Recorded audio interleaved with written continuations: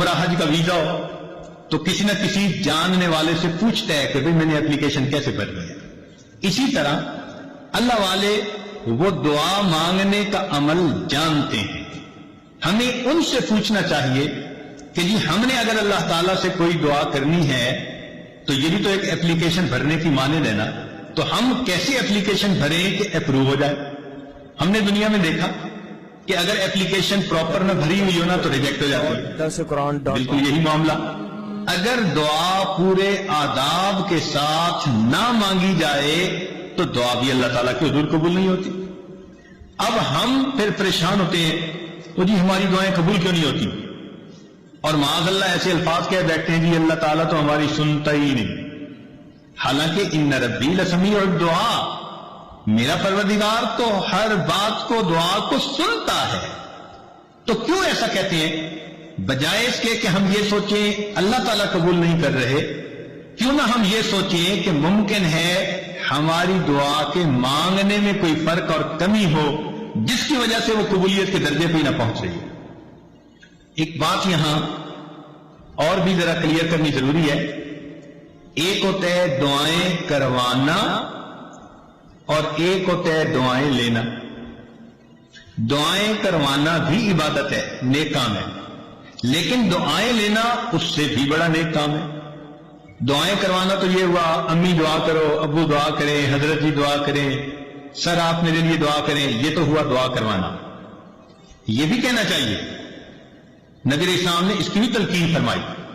چنانچہ عمر رضی اللہ عنہ ایک مرتبہ عمرے پہ جا رہے تھے تو نبی علیہ السلام نے ان کو رخصت کرتے ہوئے فرمایا کہ بھائی ہمیں اپنی دعاؤں میں نہ بھولنا.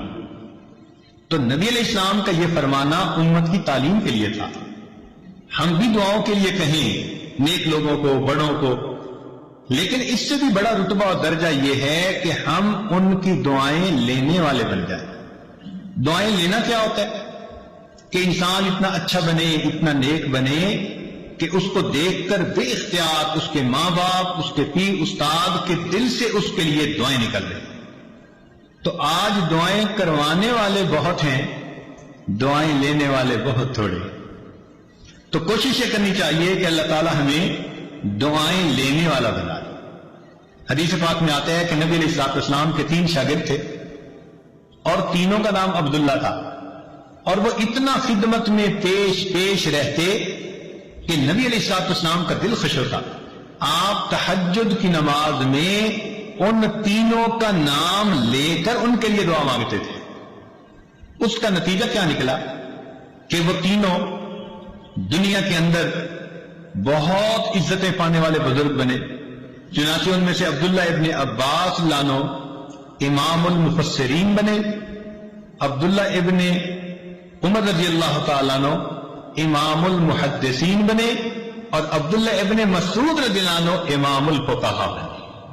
اللہ نے تینوں کو ایسا وقت لگا دیا. تو یہ جو ہوتا ہے نا بڑوں کی دعائیں لینا, یہ اللہ رب العزت کی بہت بڑی مہربانی ہوتی ہے.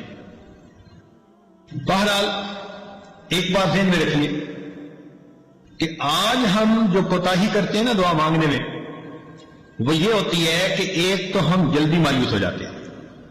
ہم چاہتے ہیں آج ہم نے دعا مانگی اور بس شام ہونے سے پہلے دعا کی قبولیت سامنے نظر آ جائے. آج کل عورتیں ایسے سمجھتی ہیں کہ جیسے ہم نے خامن کو صبح کام کہا تو شام تک ہونا چاہیے, اگر نہیں ہوا تو شکوہ کریں گی. یہ اللہ تعالیٰ کو بھی اسی طرح ڈیل کرتی ہے کہ جی ہم نے فجر کی نماز میں دعا مانگی تھی اور شام تک دعا قبول ہی نہیں ہوئی, ادھر بھی شکوے کرنے بیٹھ جاتی ہیں. اللہ تعالیٰ ہے, اس سے مانگنے کا طریقہ ہے. اس کی بارگاہ میں ناز نہیں چلتا, اس کے ہاں نیاز چلتی ہے, عاجزی چلتی ہے. کئی مرتبہ عورتوں کو دیکھا خط میں اپنے حالات لکھتی ہے کہ جی میں نے دعا مانگی قبول نہیں ہوئی, بس میں نے تو دعائیں مانگنی چھوڑ دی. یعنی جیسے خامن سے روٹھ جاتا ہے, یہ خدا کی بندیاں اپنی کم علمی کی وجہ سے اپنے خدا سے بھی روٹھی پھرتی. یہ نہیں دیکھیں گی کہ بھائی دعا مانگنے میں تو کوئی کمی ہوگی نا, جس وجہ سے یہ اپلیکیشن ریجیکٹ ہو گئی ہے, اس پہ غور نہیں کریں گی, بلکہ اللہ تعالیٰ اور جی ہماری تو سنتا ہی نہیں. کیوں نہیں سنتا؟ حدیث پاک میں آتا ہے ہر بندے کی دعا قبول ہوتی ہے مگر قبولیت کے 3 انداز ہیں. یا تو جیسے مانگی من وان قبول ہو گئی، یا اللہ تعالیٰ اس کے بدلے کوئی بڑی مصیبت اس بندے سے دور کر دیتے ہیں، یا اس کو نام اعمال میں ذخیرہ کے طور پر لکھوا دیتے ہیں اور قیامت کے دن اس کو اتنا دیں گے. حدیث پاک میں آتا ہے کہ وہ بندہ دعا مانگے گا، اللہ دنیا میں میری کوئی دعا نہ پوری ہوتی، ہر دعا ذخیرہ بنی ہوتی، اور آج اس دن مجھے اس کا اجر ملتا تو کتنی اچھی بات ہوتی. 3 میں سے کسی نہ کسی ایک صورت میں دعا کا بدلہ ضرور ملتا ہے. اب اللہ تعالیٰ پابند تو نہیں ہے نا کہ ہم نے مانگی ہے تو اسی کو پورا کر دے. اللہ تعالیٰ حکمت والے ہیں، وہ دیکھتے ہیں کہ یہ دعا اس کے لیے پورا ہونا بہتر ہے یا برا ہے. کئی دفعہ بندہ پیسہ مانگتا ہے اور اللہ تعالیٰ جانتے ہیں کہ اس کو پیسہ مل گیا نا تو یہ اس کو ہضم نہیں کر پائے گا، یہ ایمان سے ہی محروم ہو جائے گا، یہ دین سے ہی محروم ہو جائے گا. تو اللہ تعالیٰ پھر اس کی اس دعا کو اس طرح قبول نہیں کرتے. جیسے بچہ انگارہ پکڑنا چاہے تو ماں کتنی محبت کرنے والی ہوتی ہے مگر انگارہ نہیں پکڑنے دیتی. اب بچہ روئے بھی امی میری بات نہیں مانتی، نہیں، بچے کو نہیں پتا کہ وہ اس کے لیے نقصان دہ ہے، ماں کو پتا ہے. اسی طرح ہم نے جو مانگا ہمیں کیا پتا وہ ہمارے لیے ٹھیک ہے یا نہیں. اللہ تعالیٰ چونکہ رحیم و کریم ہے اس لیے جو بندے کے لیے بہتر نہیں ہوتا اللہ تعالیٰ وہ نہیں کرتا. چنانچہ کئی بچیاں چاہتی ہیں کہ فلاں جگہ شادی ہو جائے، ہر بندہ چاہتا ہے پسند کی شادی ہو.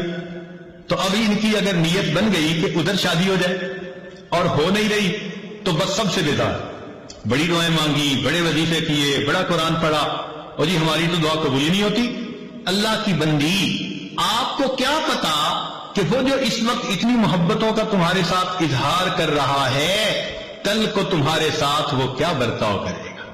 ممکن ہے کل کو وہ تمہیں سرے سے ہی طلاق دے دے، کل کو وہ تمہاری بجائے کسی اور کے ساتھ اپنے تعلق بنا لے اور تمہیں گھر کے اندر ذلیل کرے، دوسروں کے سامنے بے عزت کرے، اور تم اس وقت جینے کی بجائے مر جانے کو ترجیح دینے لگو.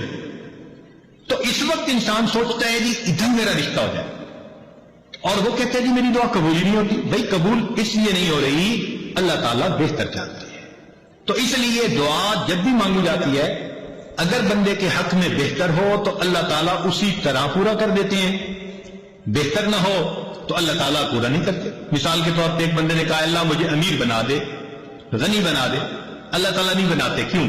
اللہ تعالیٰ جانتے ہیں اس کو مال ملا تو یہ اولاد کی تربیت کر نہیں سکے گا، اس کی اولاد نافرمان بن کے ایمان سے بھی خارج ہو جائے گی.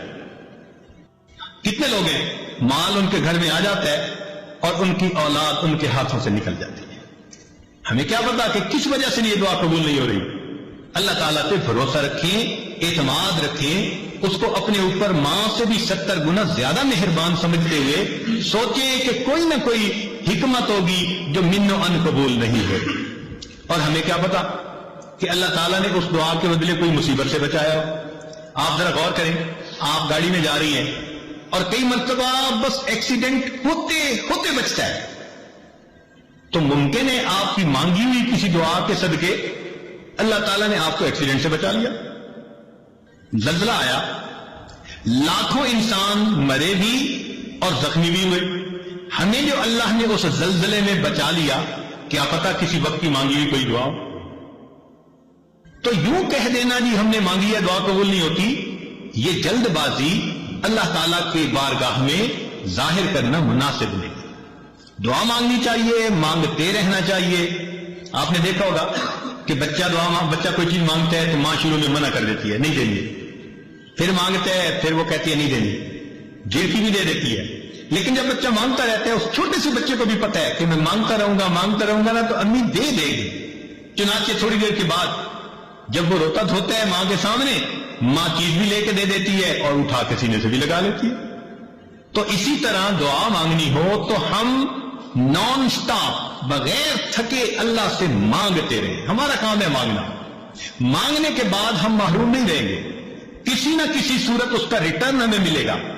یا تو وہ دعا ویسے قبول، یا اس کے بدلے کوئی بیماری جو ہے نا وہ دور کر دی جائے گی. کیا پتا کہ آپ دعا مانگتی رہی اور اللہ تعالیٰ نے اس دعا کے بدلے کوئی سکن ڈیزیز ایسی چیز جس سے آپ کو بچا لیا. ورنہ اگر سکن ڈیزیز ہو جاتی اور چہرے پہ داغ دھبے پڑ جاتے تو اتنی محبت کرنے والے خامن صاحب کے بھی رخ بدلے ہوئے ہوتے. اللہ نے آپ کی صحت کو سلامت رکھا, کوئی ایسی بیماری نہیں لگائی, گھر میں الفتوں محبتوں کی زندگی گزارتی پھر رہی ہے. پتہ نہیں ہے کس کس دعا کا نتیجہ ہے جو اللہ نے آپ کو یہ عزتیں دی ہیں. تو اس لیے دعا مانگنے میں فوراً توقع رکھنا کہ جی ابھی قبول ہو جائے, یہ بندگی کے آداب کے خلاف ہے. جلدی مایوس نہیں ہونا چاہیے. اور پھر ایک بات اس میں اور بھی سمجھ لیں کہ کچھ لوگ دعائیں مانگتے ہیں اور کچھ لوگ دعائیں پڑھتے ہیں. دعا پڑھنے سے دعا قبول نہیں ہوتی, دعا مانگنے سے دعا قبول ہوتی ہے.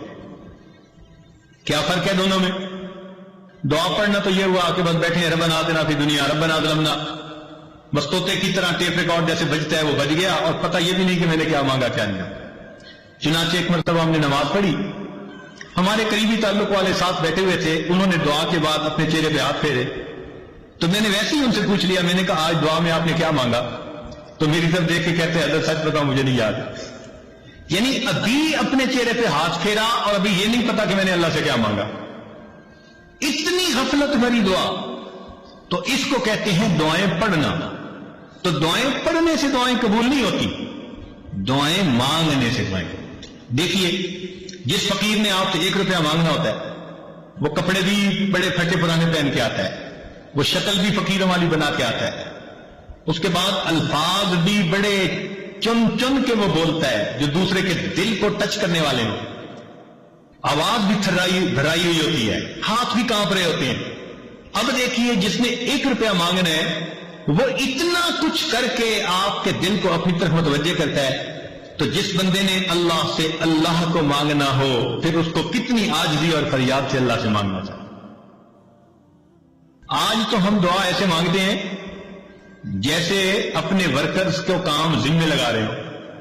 مثال کے طور پہ عورت دعا مانگے گی, اللہ میری بیٹی کا اچھا رشتہ آ جائے, میرے بیٹے کو نوکری مل جائے, میرا خاوند میرے سامنے اتنا اچھا ہو کہ میرے اشاروں پہ ناچنے لگ جائے. اے اللہ فلاں فلاں ہمارے جو حاسدین ہیں ان کا تو بالکل گھر ہی اجڑ جائے. یعنی ہم ایسے دعا مانگ رہے ہوتے ہیں جیسے کسی ماتحت کو کام ذمہ لگا رہے ہوتے ہیں. دعا مانگنا اور چیز ہے اور ماتحت کے ذمہ کام لگانا وہ اور چیز ہے. اللہ تعالیٰ ہے. اس انداز میں دعائیں مانگنا یہ ہو جائے یہ ہو جائے یہ ہو جائے, جیسے سیٹھ صاحب بیٹھے ہوئے اپنے ورکرز کو کام اسائنمنٹ دے رہے ہیں. تو اللہ تعالیٰ کو دعا میں اسائنمنٹ نہ دیا کریں. اللہ تعالیٰ کے سامنے عاجزی اور زاری کا اظہار کر کے, بندگی کا اظہار کر کے, اللہ کی عظمت کو مان کے اللہ سے دعا کیا کریں, سوال کیا کریں. تو جب ہم اس طرح سے مانگیں گے تو دعائیں جلدی قبول ہوں گی. ہم الزام ان کو دیتے تھے, قصور اپنا نکل آیا. ہم شکوہ لیے پھرتے ہیں جی ہماری سنتا ہی نہیں, حالانکہ دعا مانگنے میں کتنی کوتاہیاں ہم خود کر لیتے ہیں. چنانچہ حجاج بن یوسف کے بارے میں آتا ہے کہ طواف کر رہا تھا اور ایک نابینا وہاں بیٹھا دعا مانگ رہا تھا, اے اللہ مجھے بینائی عطا کر دے.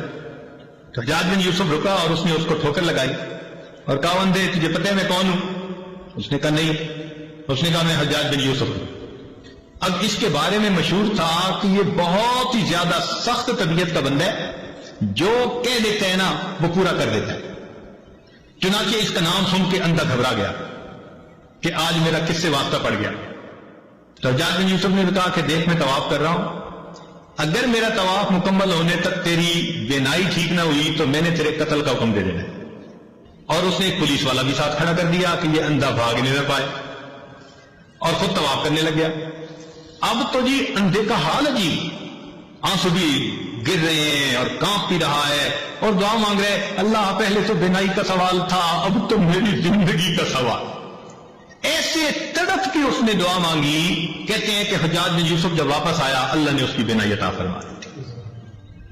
تو حجاج بن یوسف نے اس سے کہا کہ جیسے تم پہلے بیٹھے دعا مانگ رہے تھے نا, ساری عمر بیت اللہ کے سامنے اس طرح بیٹھ کے دعا مانگتے, تمہاری دعا قبول نہیں ہو سکتی تھی کیونکہ یہ زبان سے نکل رہی تھی, دل سے نہیں نکل رہی تھی.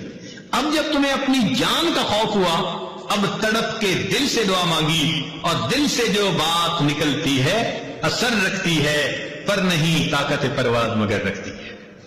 तो इसलिए दुआ हमेशा इंसान ऐसे मांगे कि तड़प के मांगे, दिल से दुआ निकले, फिर देखें उसके बाद अल्लाह रब्बुल इज्जत की तरफ से कैसे रहमतें होती हैं। वीडियो के नीचे सब्सक्राइब के बटन पर क्लिक करें, बेल के आइकॉन पर क्लिक कीजिए ताकि हर नई वीडियो की नोटिफिकेशन आपको मिल जाए, और थम्स अप का बटन दबाकर इस वीडियो को लाइक करें।